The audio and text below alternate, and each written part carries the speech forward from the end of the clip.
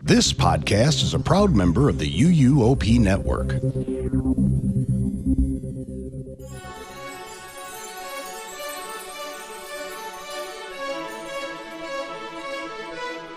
This is episode 660 of the unofficial Universal Orlando podcast for April 29th, 2025. It's alive! It's alive!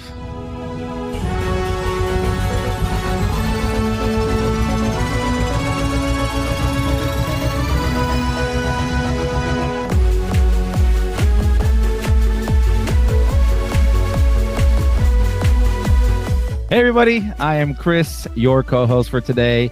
And I am here with Tracy, Michelle, Lee, and Michelle's Rush of Fear co-host, Kenneth. Before we get started, Lee, UUOP is brought to you by the Producers Club. Join today and get bonus episodes, chance to be guest host, be part of our awesome Facebook community, and more. Head over to uUOP.supercast.com to subscribe. Shameless plug. All right, I guess let's jump into it, huh? So obviously, I'm going to let everyone know this will be spoiler-free, even though we have two people on this call right now who have been to Epic Universe already. Actually... You know, you couldn't get hold of me earlier. That's where I was. You wish. I'd totally do it as well. Spoilerish free. No, it will be spoiler-free. Otherwise, I will just edit Chris out. You're going to hear bleeps, and it's not bad words. It's just... You know, me and Chris actually were talking last week about... We were debating what's the best ride in Epic. And I was kind of looking forward to continuing that debate here, but I don't think we can. Okay. I don't think we can. No. Nope. No, Fast and Furious 2, isn't it? Unfortunately. Let's not go Can down you guys that just road. hurry up and get over there already, please? I'm trying. We're trying, man. We're trying. 3 weeks. All right. To be fair, we were supposed to be the first ones there. Yeah. Mm-hmm. Universal just messed all that up for Yeah. us. So Anyway. That's right. All right. Well, the most mysterious world of Universal Orlando's newest theme park, this captivating new land will envelop guests in monstrous adventures across various attractions, shops, restaurants, and character meet and greets that will thrill everyone from families to classic monster fans alike. created by the award-winning Universal creative team in partnership with Universal Pictures, Dark Universe blends the iconic stories of unearthly legends like Dracula, the Wolfman, Frankenstein's monster, the Bride of Frankenstein, and more with a new generation of monsters and characters, including the fabulous Dr. Victoria Frankenstein, the great-granddaughter of the infamous Henry Frankenstein. Good God, how many times can we say Frankenstein in one sentence? I don't know, but that's the great-granddaughter, not just the great-granddaughter. Great-granddaughter of him, who has continued his misguided experiments.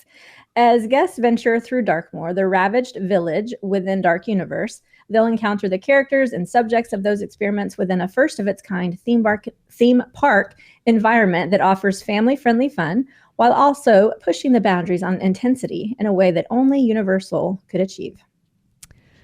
Welcome to Darkmoor. The journey to Dark Universe begins the moment guests enter its electrifying portal, which harnesses the dark energy of Darkmoor. As guests step foot inside, that same energy will pulsate throughout the entire village and connect at the top of Frankenstein Manor, the towering focal point of Dark Universe. Nestled within the blackened stone walls of the town, guests will embark on unique adventures where they can get made up to look like their favourite monsters, spin through the woods aboard a thrilling family coaster, enjoy unique dining establishments, and enter Frankenstein Manor to brave Universal's most chilling ride ever, and more. So the one thing I want to ask, kind of talking about Darkmoor as a whole, to obviously Chris... I don't think it is a haul. I think it looks quite good. Well, we don't know, do we? I think Because so, we're remaining too. spoiler-free. How big is Dark Universe compared to the other lands in the park? Because I have an idea that it's the smallest. It probably is the smallest one. I think it's between this and Super Nintendo World are the smallest two, Okay. I think. How does it compare to one of the other lands in the other parks That's a good in point. size? I'm trying to think. I feel like it's similar in size and in like offerings to Hogsmeade. Yeah, I would agree with that. Okay. Now, here's the thing. That is It's small in the context of walkable areas, but it does take a pretty big piece of land. Okay, because With, like, I'm the show assuming- buildings yes. and stuff. Because it does feel small when you're in there, as opposed to like Isle of Burke. Isle of Burke is huge. Like you don't even feel like you're in a theme park. Interesting. We'll get to that in the next episode. Yeah. But, Yeah, it's definitely. I would agree with Kenneth that it does have a walkability aspect similar to that of Hogsmeade. Okay, which means it's But going it to be so. But maybe bigger, maybe a little bit bigger than Hogsmeade, because Hogsmeade just feels claustrophobic. So I think it might be. Yeah, it might be about maybe a little bit bigger. The actual like village portion is definitely smaller than like Hogsmeade's village portion before you get to the like Hogwarts Castle Right. area. But then the area past the village is definitely bigger than yeah. it is in Hogsmeade. So I Okay. think it kind of evens out. Like the I will burning, you go around the back, you have that Burning Blade Tavern, you have the Curse of the Werewolf. Yeah. So like that feels a little bit more like extra areas that aren't in Hogsmeade, right? Because Right. that just feels like the bridge almost at that point. yeah. Hopefully, it's not as big of a bottleneck as Hogsmeade is. Like hopefully the walking areas are wider than Hogsmeade. I think that where it opens up from the village into the manor and the like Curse of the Werewolf path is definitely a bigger area than going up to Hogwarts. And I'll also say, like, even though it does feel like it's maybe the smallest, or definitely in the bottom two in terms of size of areas in the park, it doesn't feel too small to me. Okay. And everything that there is to do there is so great that you're kind of just like, Yeah. this is. It kind of feels just right to me. I don't know. It feels good. I think this has got Cool. something to kind of step up above Hogsmeade, even if it feels like that. I don't think this is going to be as busy as Hogsmeade is, purely because That's of the yeah. Potter fandom. Yeah. Also, I hate comparing this to Hogsmeade. No, 'cause but I kind of. Hogsmeade just We're feels just talking so about small. size. Yeah. But we're only Yeah. talking about Well, size. whoa. Okay. I mean, it's not the Also, size Michelle- that matters, right? To answer your question, or just kind of the statement you made about walking around over there, I will say, I've told this to like anybody I've spoken to, the entire park as a whole was built on capacity. Like they knew there was going to be so many guests. So in my opinion, everywhere you go in that park feels bigger than either of the other two parks. Okay, that's Yeah. interesting. Good to know. The streets are wider, the areas are bigger, they're grander. It's not like hallways. There's some areas in Nintendo maybe, but that's because they had to like stick to that design, I think. But everywhere else, obviously Celestial Park, ginormous. Burke, huge. But even Darkmoor doesn't feel, Small. as tight. Yeah, it Okay. doesn't feel Yeah. like some of the other areas that we're used to at the other parks. Yeah, I I think. will say that, like, on the last Rush of Fear, we were talking about how, like, even though it's busy, it never feels crowded. And right after recording that, I went back, and it was a day when Epic was open until like 10 o'clock.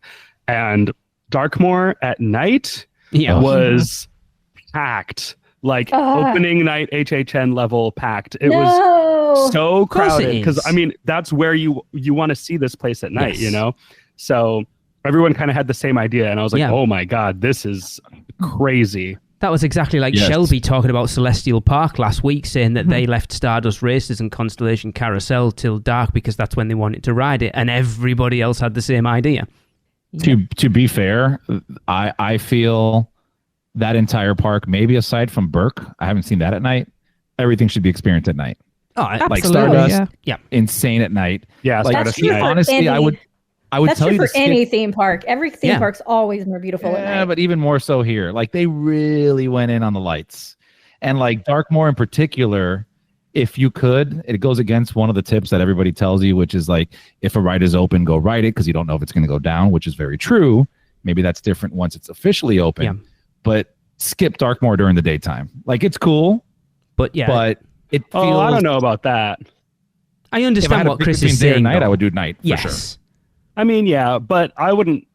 I do think that if you can go as early as you can as well, like if everything's open, like, and we're about to get into the discussion of them, but like this ride is like, if you leave without doing it and you had the chance to, you missed out. You missed out big time. Yes, that is the one caveat to my statement. Yes, And also, like, 100%. it's so dark at night, like, and as it should be, but there's so many little things and details in every window and on the outsides of the buildings and all the signs that like you just will not be able to see Yeah, at night. that makes sense. It's like Tracy and I are so excited when we're coming over in May. The hours for May have just been given out, and Islands of Adventure, that first weekend we're there, is open till 10 o'clock at night, and we rarely see when we're there islands open that late, and we're super excited to be able to get in there after dark because it's not something we get to do an awful lot. Yeah.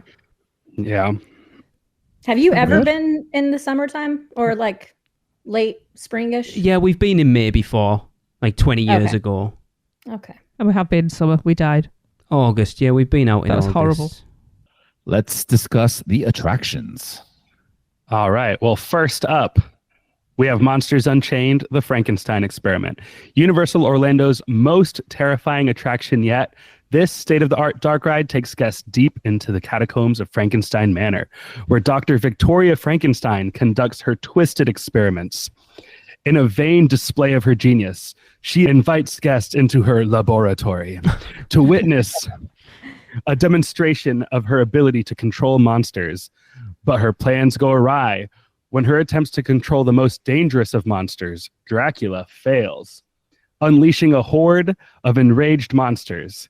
Guests are then thrust into an intense ride through the darkness as they try to escape the grasps of the Wolfman, the Mummy, the Creature from the Black Lagoon, the Brides of Dracula, and others. That is the most theme park premise for a ride ever. I think one time the official Universal account on Twitter was like posted the prompt, just describe your favorite ride badly. And mine was cool situation, but something goes wrong. Like, isn't that every attraction? And now you're a recruit. Yeah. Frankenstein, Monsters Unchained. I think unanimously people kind of agree that either this Monsters Unchained or Ministry are the top two rides. Yeah. And just which one is your favorite kind of just, I think, depends more on which IP means more to you. For me personally, Ministry is not in my top 2 or 3 or 4 or even top 5 rides in the park. Wow. But I have a lot of reasons for that, and I don't want to get into them here because spoiler free, and I don't want to. You got to talk about spoilers on that when you talk about it. There's kind of no way around it. You can't even talk about that ride without getting into spoilers. Well, Chris is going to have to in a couple of weeks, so good luck. But this one is my favorite ride in the park, and I don't think it's a big surprise. I mean, I'm on this episode because HHN and Universal Monsters are a big thing for me. And I know that Lee, when Lee was reaching out to try to find who's going to be on these, he was like, "What's the land that you're most excited for?" And I was like, honestly, it's a tie between Dark Universe and Super Nintendo World, because those are like two of my top favorite things just in the world. And I have equal enthusiasm for both of these areas, but like this ride is the ride of Epic Universe for me, in my opinion. I think that this tops everything else. Interesting. So we have made the comparison already, but from what I know, this ride technology is very similar to Forbidden Journey. Does it feel like Forbidden Journey? It's not similar to Forbidden Journey. It is Forbidden Journey. Okay. It's the same ride vehicle, although I think there's one difference in that the Forbidden Journey vehicles attach to the Kuka arm on the back of the seat, and on this one, it attaches on the bottom of the bench. The movement is a little bit different. I think it does feel like it just because it's basically the same ride system, but unlike, in my opinion, Spider-Man, which invented that motion-based 3D ride system, I don't think any other ride has utilized that system better than Spider-Man has. Now this is the next system that Universal had invented of putting a Kuka arm on a track that they invented for Forbidden Journey. Monsters Unchained, I think, does this better than Forbidden Journey does. Oh, yeah. I would agree with that. So let me comment here, right? So one thing, and this is for you guys going, right, where I think when you do the whole park once and you can do a ranking there, first impressions, your ranking may change after multiple visits. I don't know if that happened with you, Kenneth, on certain rides. It happened for me a little bit, right? Because the first time around, you're just kind of blown away and shocked, right? You're like, what did I just experience and do? So this ride was the top of my list prior to going. I don't know if I overhyped it. For me, and this is part of the conversation we were having, this is no spoilers. For me, one of the things that kind of brought it down a little bit is that it was too much like Forbidden Journey. Right. So in the sense that this is all familiar to me, except with, I don't want to say it's a layover of monsters, because that's not giving it the right praise it deserves, because the ride itself, there's some really, really cool effects in that ride that I think Universal knocked out of the park. There's monsters in there, particularly Dracula. Amazing, right? And Kenneth, I think you'll agree with me on that. Yeah. That Dracula effect, insane. The first time you see Dracula is nuts. Okay. It's gonna blow your mind. Like your mind is like it's gonna have a little bit of a hard time comprehending, because there's just so much being thrown in your face, right? Yeah. That's what she said. And you also you also need all the animatronics to work to really get the full feel of it, because the first time we rode it, there was a specific animatronic that was not working. And this is one of the things that kind of ranked it a little bit lower on my list, right? This was number 1 on my list. And I rode it and I came off and I wasn't disappointed. I think I went too critiquey on it, but some animatronics weren't working. So I got off of it going, what was that ending? I don't know what just happened. Like, where are we? What are we doing? It felt reminiscent a little bit of what? Fast and Furious. No, not that bad. Good God. It felt reminiscent of Kong, where you finish Kong, and I'm like, did we save the girl? Or did she die in that crab's hands? And then you hear her on the radio. Like, you really got to hear her on the radio going, hey, I'll meet up with you guys. Cool. So this gave me that kind of vibe. Plus, one of the things that bothered me on this ride, which after kind of talking with Kenneth and kind of thinking through it again, I'm like, okay, that makes more sense. Forbidden Journey does a phenomenal job at hiding other vehicles, right? Like, you don't really see any other vehicles. Unless you're looking for them. Here, you see all the vehicles. Really? And I'm like, well, I think Forbidden Journey did a better job. Okay. But then if you go story-wise, Forbidden Journey is Hermione lifting you on a bench and you're just going with her. As this one, I think, and Kenneth, maybe correct me on this, this one's more of it's supposed to be a conveyor-like thing, where they're just taking people through this lab doing stuff. Yeah. Right? Almost like Minions-like, where it's like, come through this. So it doesn't matter if you're seeing other vehicles, because they're meant to be there. You're on a conveyor belt. Like, that is the story. So that made me like it a little bit more. Yeah, like in the fact that you are riding a ride vehicle and that you are not the only person doing that is explained in the pre-show. Yes. And the vehicle explained in the pre-show. And like, yeah, super so cool, by the way. It's not supposed to be, oh, we're the only people doing this. It's like, no, you are all here to do this, is kind of the setup. So that kind of brought it back up a little bit on my list after realizing, it's okay for you to see it, right? I was just going to say, does anyone know, or maybe Kenneth would know more than anybody else, are they having like consistent issues with the animatronics working? There's one figure in particular that I do think I did see it moving at one point, but the last couple times I rode it, it wasn't working. Okay. And I haven't been in a while now. But I had heard that now, like, that one is kind of like covered up with a sheet so that people don't see it. Oh, not the curse of the Yeti. No. What was up, Chris? Was it the last animatronic or no? No, it's not a super important one. It's one that, like, the first time I noticed that it wasn't moving, I wasn't sure that it was necessarily even supposed to be moving. Right. I was like, oh, what's going on there? Is that supposed to move? And like, I was riding with a friend and he was like, oh, I didn't even notice that. I was like, okay, good. That's not one of the more major figures. Like, it's definitely not one that's like very in your face, because there was like, did you all see the video where they like first showed the animatronics for the ride? Yeah.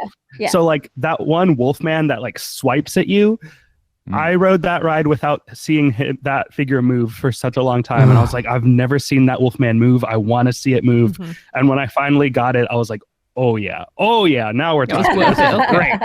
So and the ride was still great without that, but like that was one that I didn't see move for a long time, and now I have, and well, hopefully they're getting great. all those kinks worked out right now with all of the I do have one quick question before we move on. For someone that has certain motion, Tracy? What do I suffer from?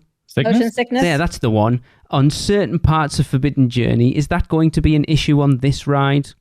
Which parts of Forbidden Journey give you issues? The screen parts. I didn't want to go there specifically. Okay, it'll be great. It'll be great. Because this ride does not have any of that. Okay, good. Cool. Yeah. I mean, that is the reason why, or one of the reasons why you can't see other carts in Forbidden Journey as much, is because of those screens, things, and that's not how they implemented this. So that's why I'm saying this is not a overlay of Forbidden Journey. Cool. It's that would be taking away from it. Also, we lightly tapped on it pre-show for this ride. Be careful. Top tier. I don't want to say it's half of the reason to ride it, but it's kind of also half of the reason to ride this because I freaking love it. Okay. It is so well done. It's one of the best pre-shows I've ever seen. And you know what it establishes a tone and a character to the story and the characters and the monsters that we are seeing. We're like, yes, we know these monsters, but this particular version of these monsters are given such a specific like personality that really comes across in the pre-show. Like I was not nervous or like scared of like, is this going to be too scary? Which it's hard for me to judge that because obviously like very into haunts and scary things. It's hard for me to tell what's scary to like a typical average park goer. Mm-hmm. I took Lucas in there, so. Okay. And he was fine? I mean, he didn't cry. I went in with my sister and we did not get to ride because it went on a delay and it ended up closing. We got into the extended queue and then we didn't make it back inside.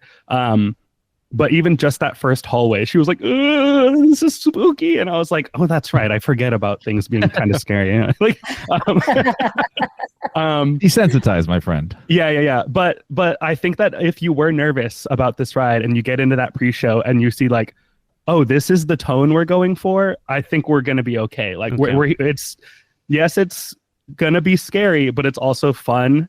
And there's a sense of humor in it that I think really helps balance the experience for like, if you're not here because you like scary stuff, you're still going to have a good time here. Awesome. Okay. That's a good point. Yeah. Cool. Before moving on, Kenneth, was it the Mike Wazowski animatronic that was broken? Was that the one? I don't know what you mean. No, maybe. I think I might know what you mean, and no. Okay. The one that I'm thinking of could not possibly be described as Mike Wazowski. Okay. It was more of a Monsters reference. All right, Tracy. Yeah. Okay. That's very confused now. Curse of the Werewolf. Deep in the woods that sit on the edge of Dogmoor, guests will find the Curse of the Werewolf, a spinning family coaster inspired by the Wolfman. Guests will enter the encampment of the Guild of Mystics, where they'll be greeted by the Maleva, the Guild's all-knowing seer and leader, who warns that they bear the mark of the werewolf.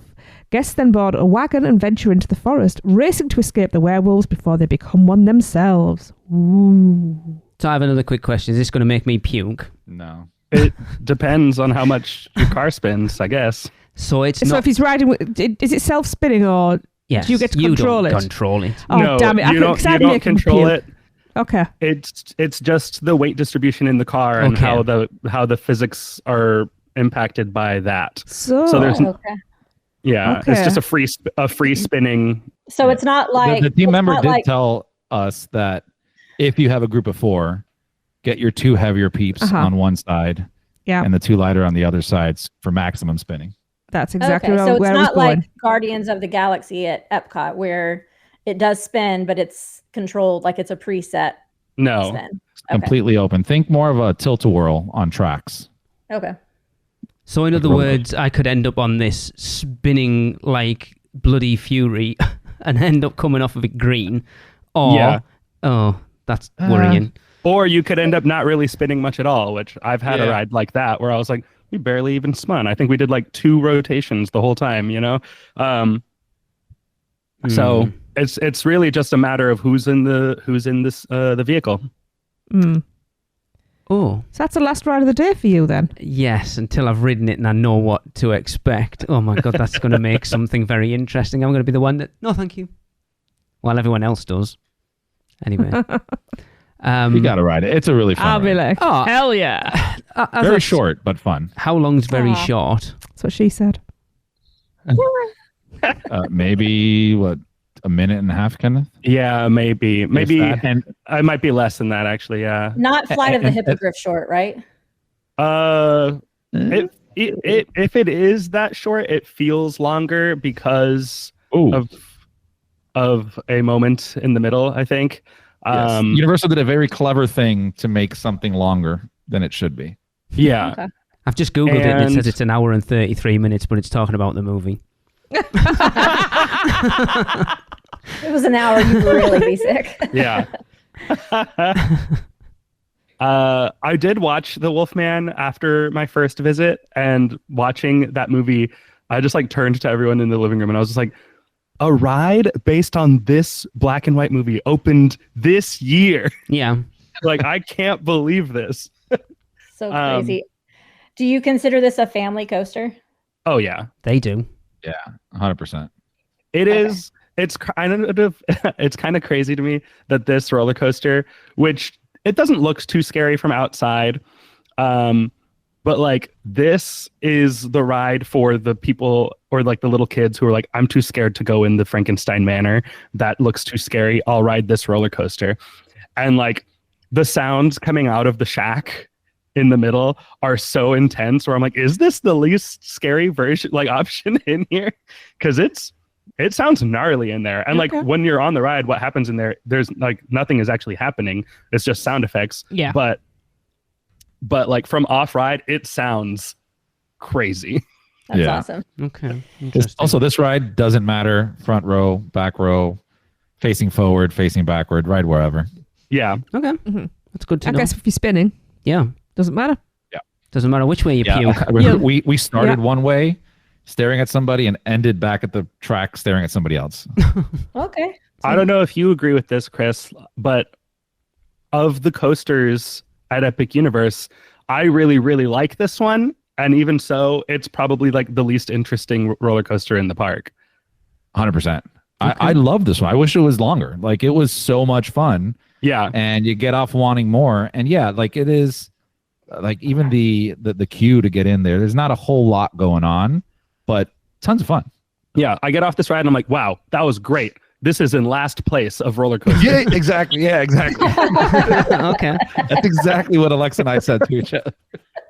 That's hilarious. Okay.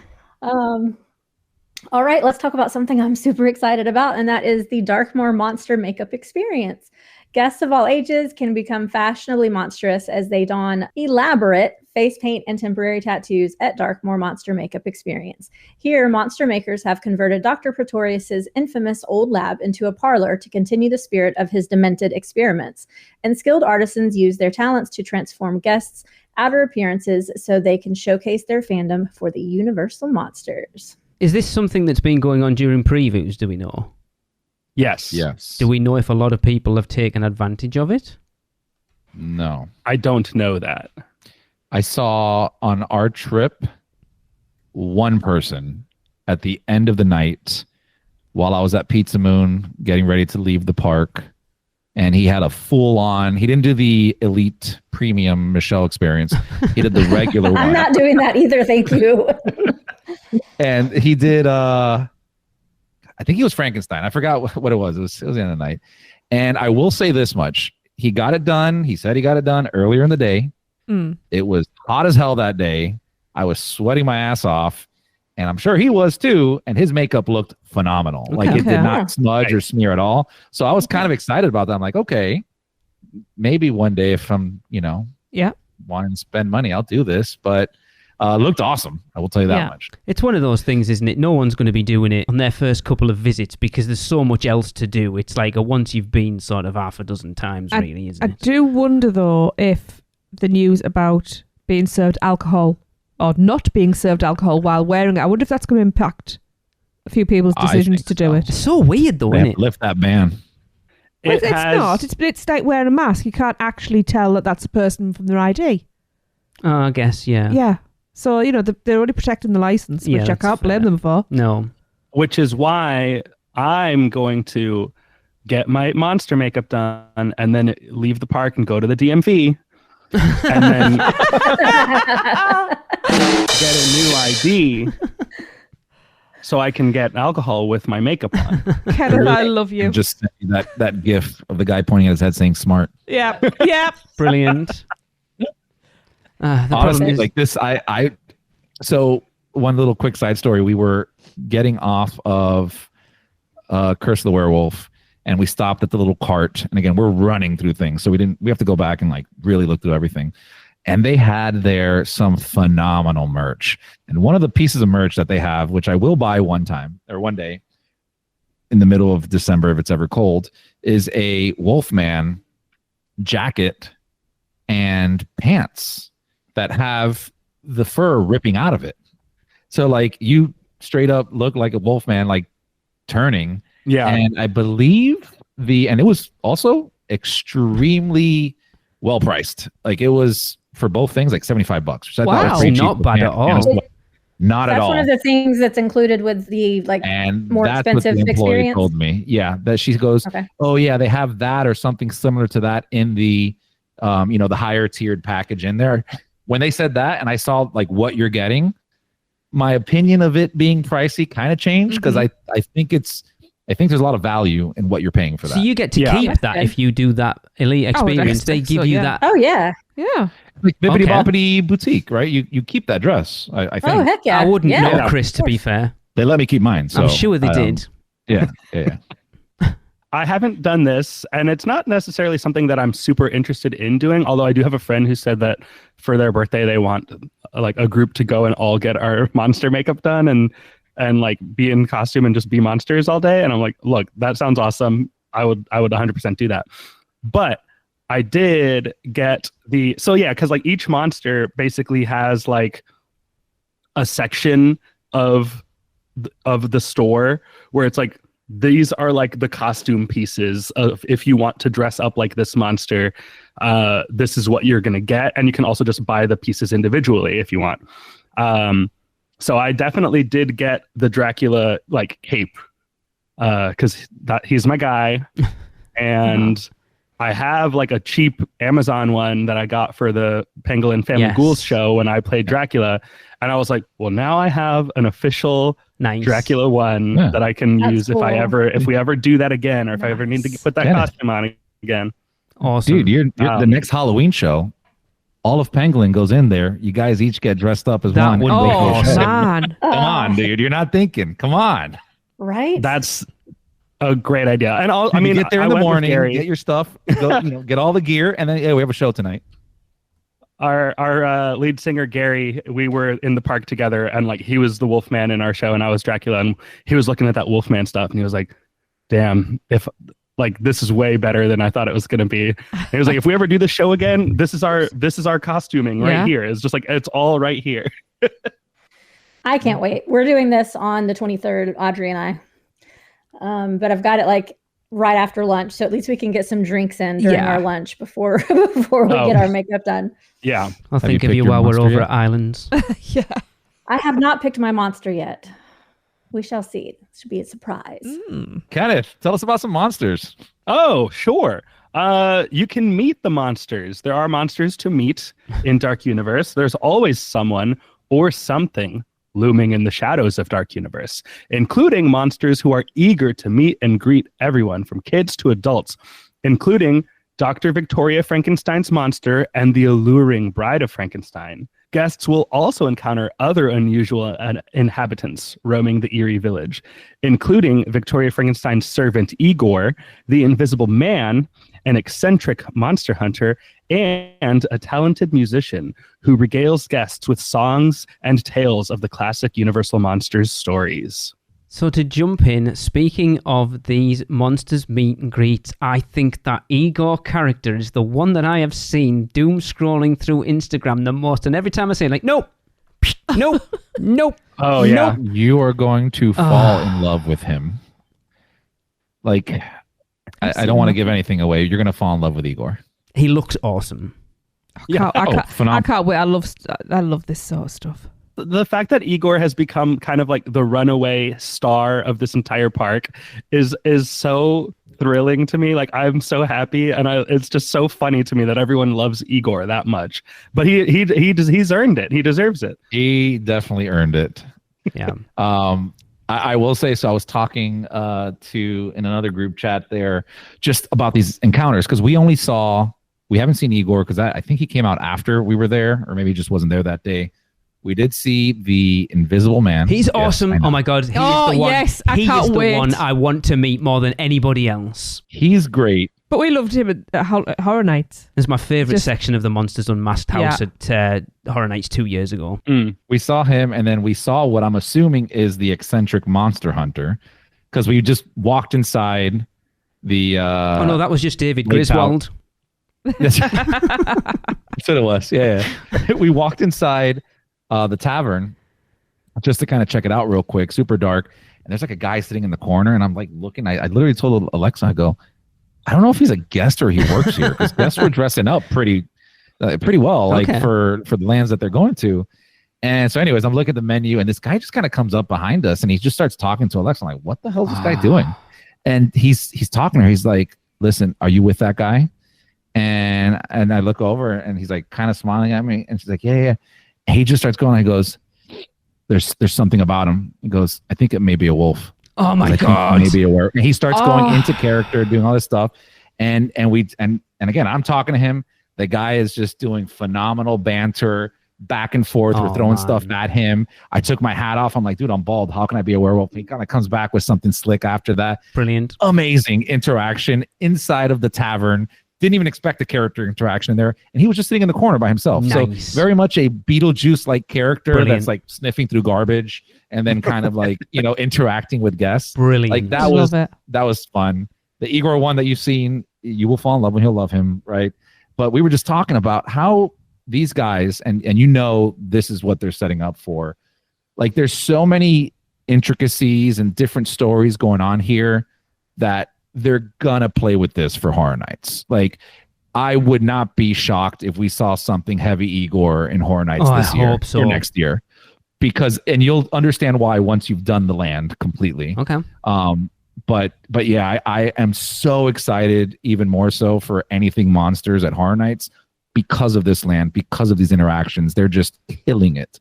Like, even Bride of Frankenstein, I've been seeing videos of her. She's sarcastic as hell. Like, she just rips you to pieces. It's phenomenal. It's great. Amazing. The way she moves is so cool, because she still has that very like bird-like twitchy movement of her head and stuff that she has in the movie. Which something so this is Dr. Victoria Frankenstein's monster. It's not the original Frankenstein monster. There's a new monster, but this is the original bride. Yes. And so I don't know where this information came from, but I heard someone say that, like, yeah, so that she's the original bride, and this is like, generations later. So the bride is like 150 years old. And that's her age. Yeah. And that's why she can speak like full sentences, because she's been learned alive and learning for all this time, and yeah, I've met her. I have not met the monster. He has not been there on any day that I have been there. Okay. But I've had great interactions with the Invisible Man. One of the signature drinks, which I'm sure we'll get to, is monocaine, which is the Invisible Man's serum that turns him invisible. Nice. Lovely. Oh, So the first time we met the Invisible Man, my friend was like, do you have any monocaine for us? And he says, what do I look like, a peddler to you? And I shot back, I don't know what you look like. Nice. And he did not like that. He Nice. he was like, let's take our picture, get out of here. Brilliant. The monster hunters. So Chris, you walked in when the monster hunter, they're called the hounds. When the hound is already in the Burning Blade Tavern, like, yeah, they can come up and start these interactions. But if you're in there before they get in and you're in there when they enter, I don't know if they all do it or if it's just this one particular person that I saw. They have a little moment when they enter that will make, like, the first time I was in there and that happened, I turned to everyone I was with. I was like, this is the best place in the world. Oh, God. I'm so happy here. I cannot wait. You're just giving me more reasons to sit inside of a bar for longer periods. Cannot wait. I love that character interaction. It's like it's Scare Actor Dining at 29 was phenomenal. Brilliant. Phenomenal. It really does feel like that. Yeah. I mean, just not even this land in particular. And again, this is something I said when I was talking to somebody else. I forgot who I was talking to. But anyways, the entire park, like, I've never been somebody who cares that much about character interactions. I like seeing characters there, right? Like, you know, wandering around doing stuff, but I don't really need to interact with them. I don't know why. This entire park, everywhere I've seen a character interaction has been one that I want to do. Darkmoor, probably top out of all of them. Maybe Isle Burke is second from character interactions, but they have taken it to such perfection, I think, in reference to character interactions in this land. I don't know what, I mean, Kenneth, I think you think the same on that. Yeah. Well, and what makes them so good and across the board in this whole park, with the exception of maybe Super Nintendo World, where it's a much more traditional meet and greet setup, but like Igor and the Invisible Man, or like the Viking characters in Burke, and the characters that they have in Potter, like, it doesn't feel like they're there for meet and greets. Other than in this one, like the Bride and Frankenstein's monster, they are kind of a more traditional meet and greet setup. But the rest of them they kind of just are existing in their environment. And so if you want to have a character interaction, you can have that interaction. But even if you don't, they add to the whole area because it makes it feel like a real place where people live, you know? And like the entire park feels that way. Like you just walk around and you're just like, there's actual Vikings like walking around and spoilers. Like doing stuff. That's not a spoiler. We kind of know that. Yeah. There's team members that work there too. Yeah. Spoilers. Whoa! You would tell me there's visitors next. So if anyone noticed that Chris wasn't on this show, he just got cut out. I'm kidding. Yeah, that's what I wanted the Wizarding World to be like. Yeah. They make everything feel just like this is a real place. Like it makes it feel so good. Awesome. Just seeing all this stuff happening around. Cannot wait. Yeah, I'm very excited. Yeah. Okay, we're going to take a quick ad break and we'll be right back. I wish to go to South Korea.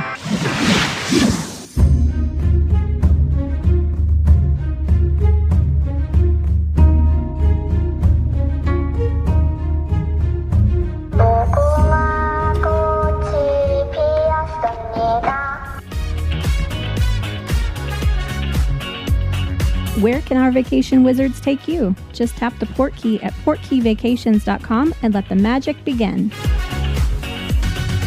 Welcome back. Let's talk about food. So guests can also sink their teeth into delicious fare and shop all new merchandise and apparel during their visit to Dark Universe at highly themed dining and retail locations, including Das Steakhouse, Darkmoor's most ominous restaurant. This establishment is a dining hall run by vampire familiars who size up unsuspecting patrons to be part of the vampire's feast.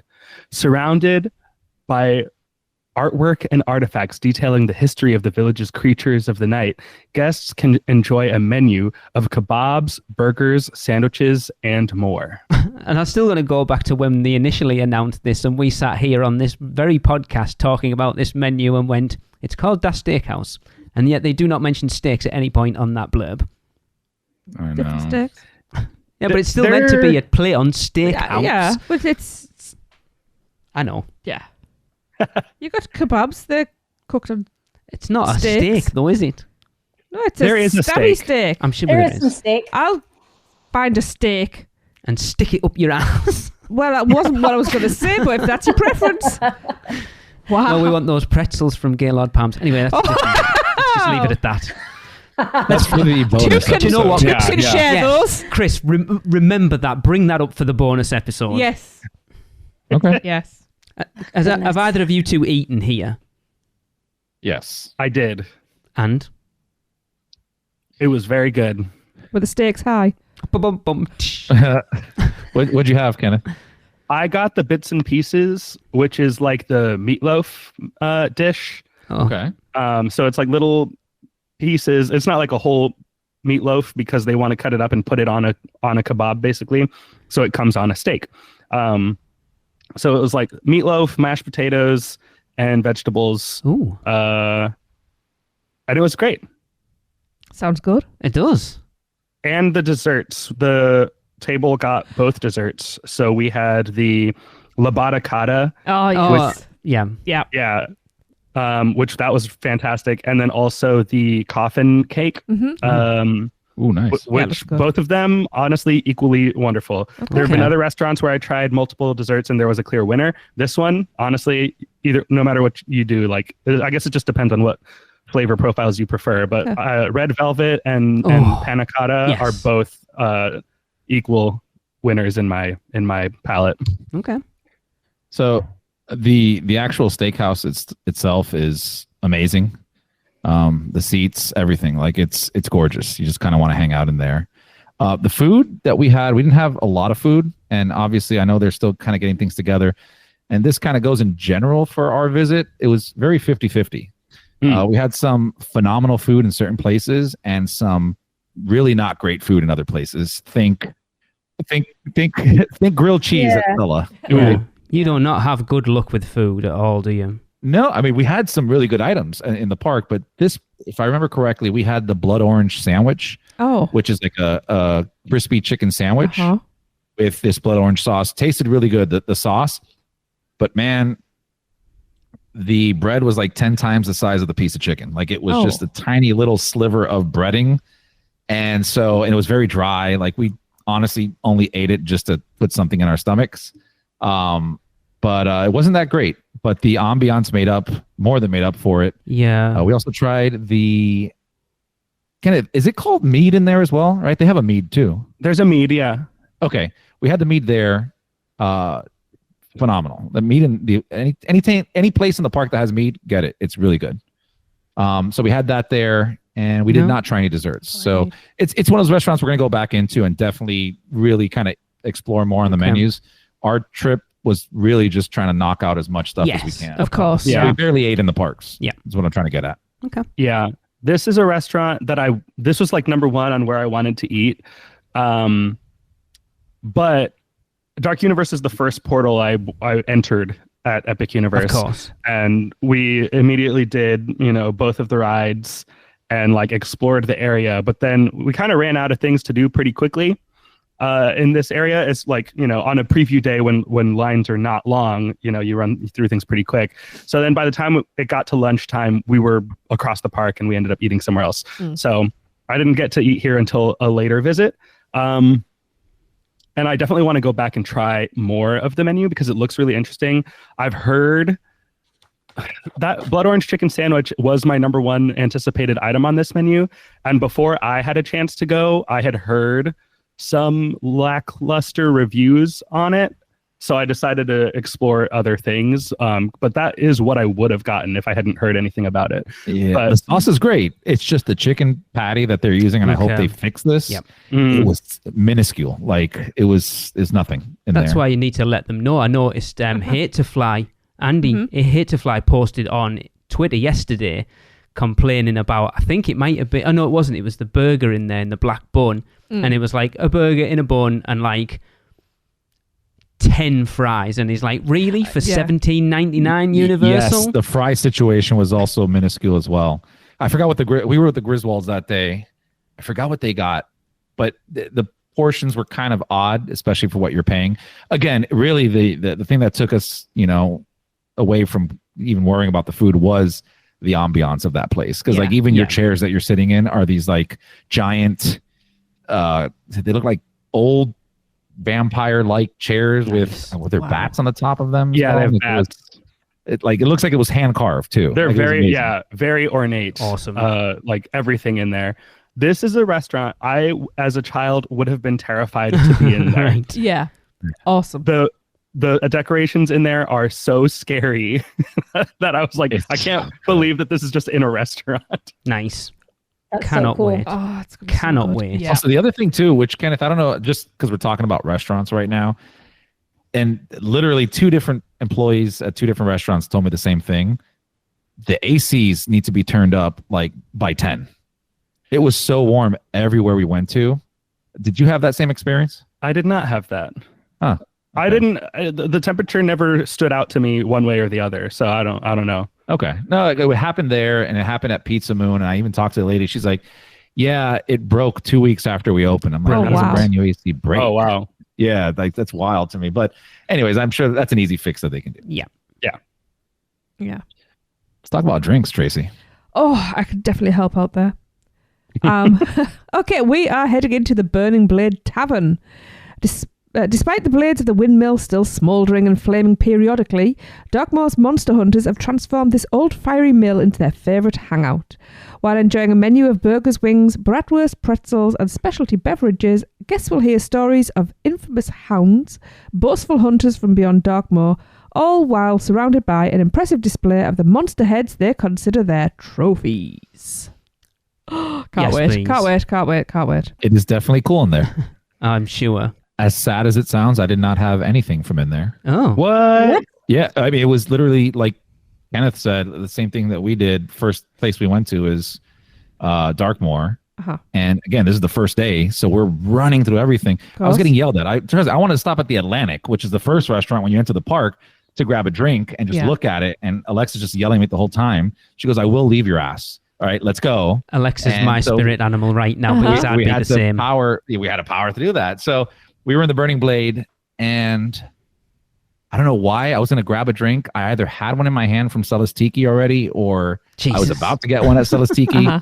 So I was like, all right, I'll come back. Never came back. Yeah. But it is gorgeous in there. I will gladly go there anytime with anyone to go Okay. grab a drink or just chat with an eccentric monster hunter. I'll see you there in October.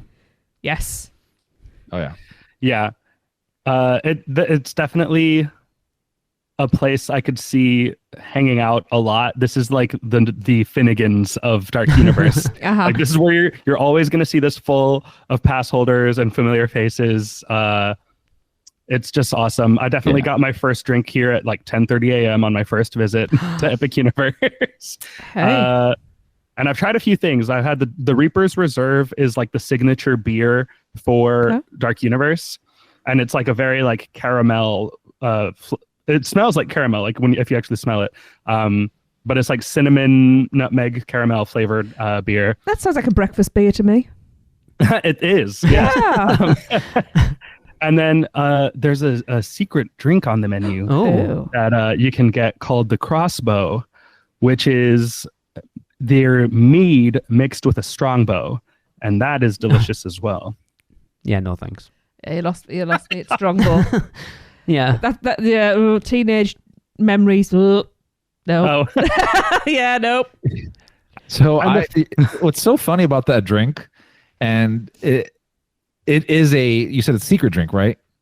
I mean, it's not on the menu, but No, I'm not knocking that you're calling it a secret drink. I had multiple employees and people, you got to try out the secret drink. I'm like, guys, Yeah. what are we doing Well. here? That's like there's a speakeasy with a sign in front of it that says speakeasy here. And like, that's not what that is. Yeah. Yeah. Mm. the food here is really good too.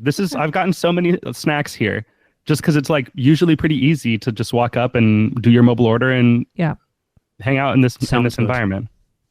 Yeah. I'm all for it. Yeah. That's a good tip, actually. I will say, just you mentioned this. I don't know if you guys talked more thoroughly about this prior, but if I'm not mistaken, almost everything in that park is mobile order. I think so. I mean, you'd think if somebody did another podcast. Yeah, right. I think they did a really good job of how they implemented mobile order. It works really well in that park. Okay, interesting. Yeah, hopefully it'll just keep things moving for people. I think people aren't wasting too much time. And when you've got the opportunity to build a park from the ground up with mobile ordering in place, then why shouldn't it be? Exactly. Yeah. There are some tweaks they need to do because we did have gift cards from the Mardi Gras gift card things. So that was a pain in the ass anywhere we went. Yeah, you can't use them, right? You can't use it in your app.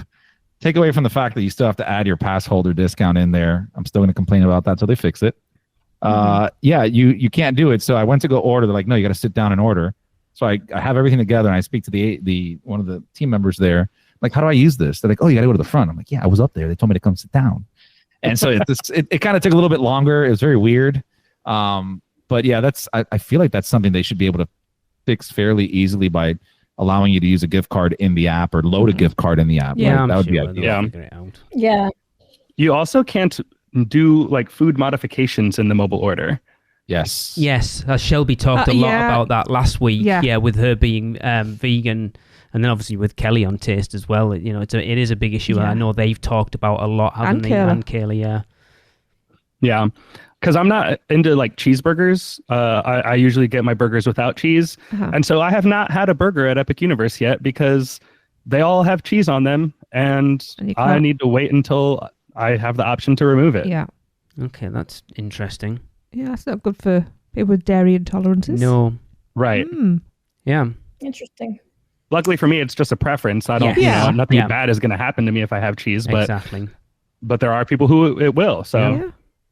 I mean, also I don't know if this is intentional or not, but if you're a picky eater, right? Like I'm kind of a picky eater. Like I don't like anything, a lot of things.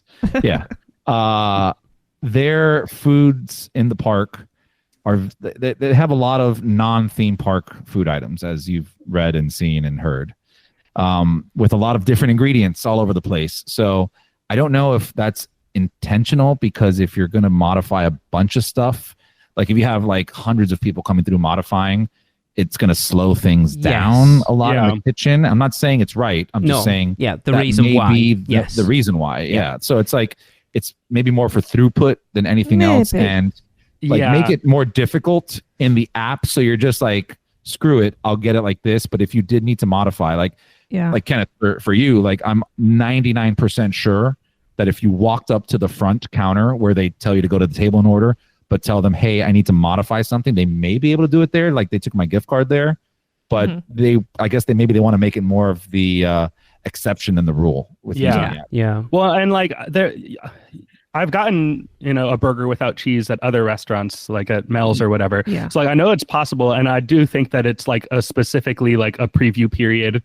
thing, where it's like, hey, we need like the cooks need to learn the dishes as designed. Yeah, that makes sense. That's what we want to make right now. Like later on down the line, then you can start making modifications. But we're just trying to nail the menu as is right now. Yeah. Well, why don't they make it just a burger, and later on you can add cheese? I mean, that would be easier. Sense, yeah.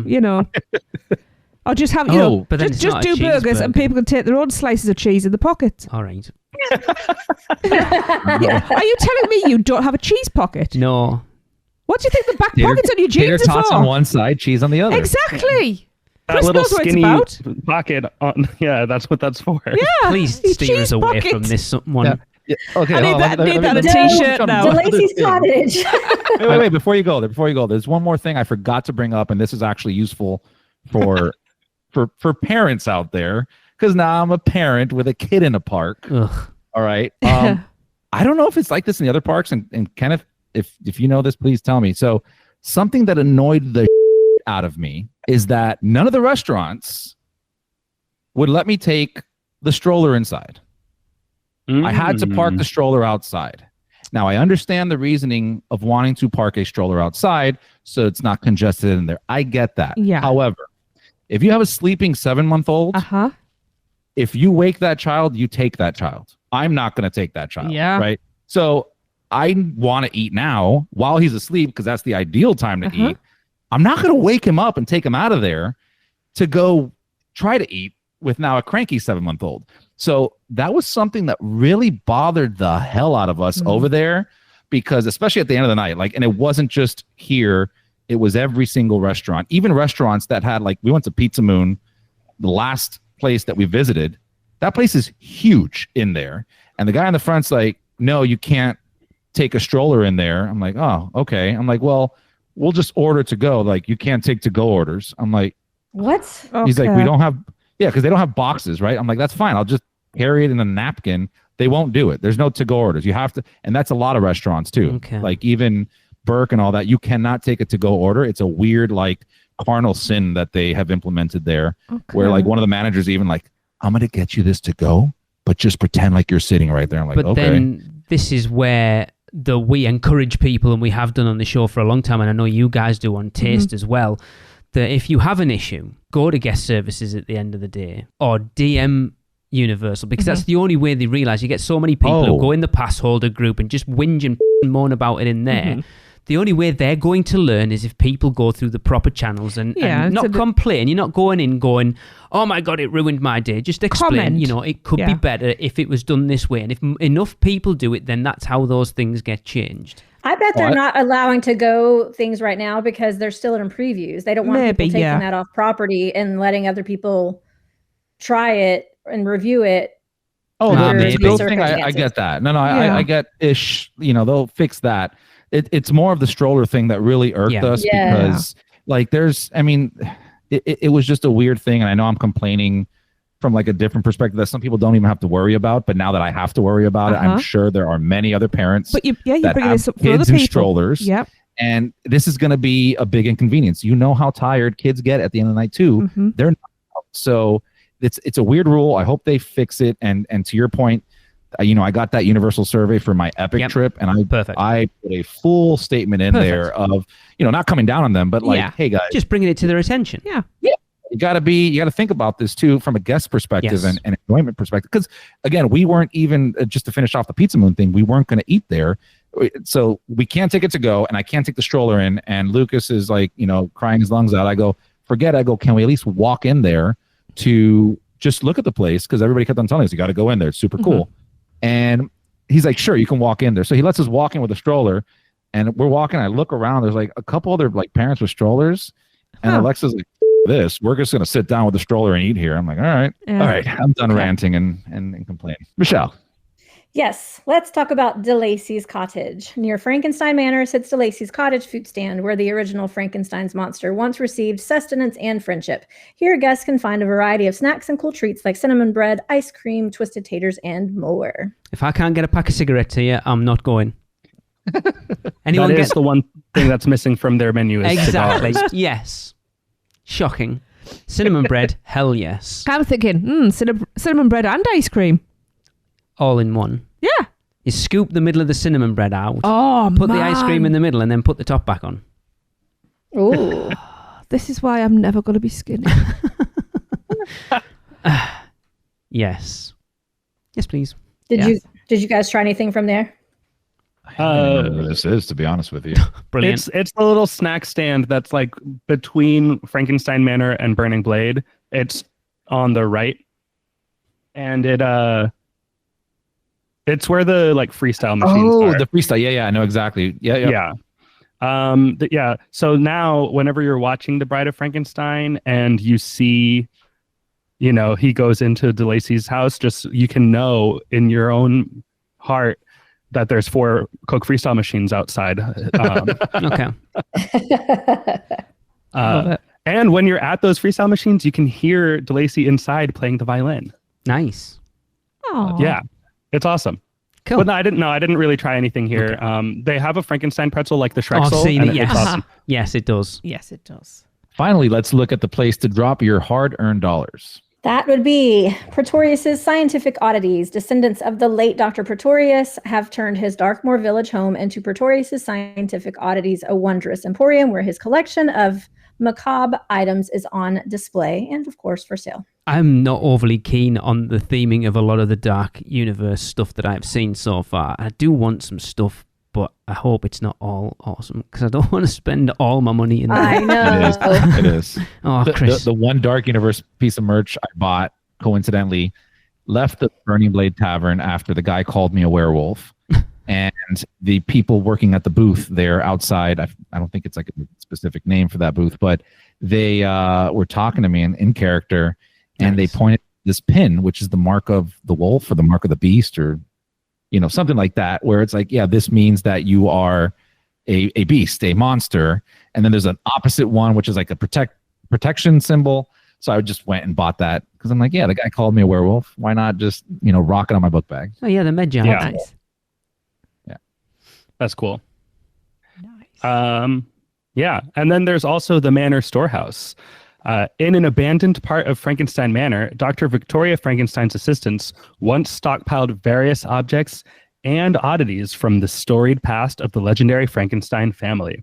Here in the Manor Storehouse, you'll find monster-themed souvenirs, apparel, jewelry, toys, sweets, and collectibles. Sounds like every Universal store on property. Yeah, this Yeah. is the store at the exit of Monsters Unchained. Okay. And honestly, it basically has all the same stuff that's at Pretorius's Scientific Oddities. Okay. It's just bigger. The Pretorius store is like really cramped and small, Right. and Manor Storehouse is a lot more spread out and open. Okay. Okay. Of course, there'd have to be one at the end of the ride Of course. Exit through the gift Right. shop. because everyone's coming off pumped. The animatronic worked. Cool. Buy some stuff. That is how I felt. Is that what the animatronic does? Go buy. Yeah. Yeah, Just points towards the door. Yeah. it whispers in your ears. Yeah. Spend You Lee's want to money. buy things. Yeah. Yeah. And there's also the Guild of Mystics. The Guild of Mystics have set up their wagons in the Cursed Woods on the outskirts, or even the outskirts, there's more than one, of Darkmoor Village. Here they sell colourful t-shirts and other werewolf-themed souvenirs and apparel, monster-themed toys, magical charms and handcrafted jewellery featuring ancient symbols that may protect some from werewolves and other horrors of the village. So you've just learnt where that cart was that you bought that from, Chris. That's the one. Yep. Yep. Yeah, werewolf themed stuff. It's like my two favourites are the Wolfman and the Invisible Man. That's the stuff I'm going to be buying. So yeah, for sure. Okay. Yeah, you're gonna like this cart. Okay. Cool. He's Yeah. probably not, because I'm going to spend a lot of money. It's going to be so That's hard. true. So hard. No, it's going to be really easy. That's what she said. Whoa. Wow. Yeah, I'm super excited for this land. But I have to say, I think my hierarchy's changed. This isn't the land that I'm most looking forward to Oh, right okay. now. What Oh. are we looking forward to? Well, I'm going to be talking about it next week. Oh, told you. Oh. Oh, I am going to be Nice gloating little teaser so much. right there. Yeah. I'm going to gloat. Yeah. Oh. They really knocked it out of the park with this one, though. I think Yeah. I think it just feels like it needs one more thing. And, whether that's a certain rumored boat ride or a show, it just feels like it's missing one thing yeah. to do, and then it would be basically perfect. Nice. Funny you mentioned that, because when you rode Curse of the Werewolf, and we'll end on this, but when you rode Curse of the Werewolf, you can kind of get a vantage point outside the walls.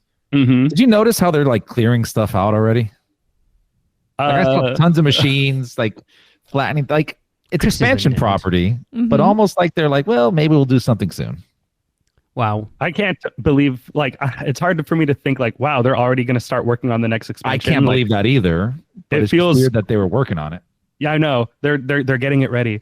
Yeah, I don't know. I wouldn't even know how to guess the timeline on what the first expansion is, because the other parks feel like they need a little bit of love first. Mhm. But Yes.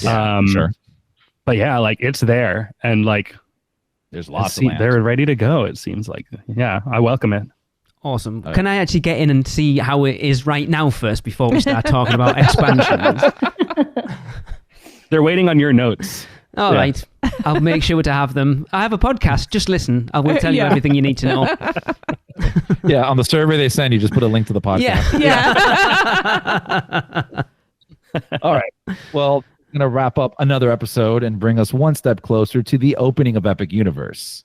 Kenneth, please plug our sister podcast. Sure. I'll plug me and Michelle over here. We have our show Rush of Fear along with Maddie.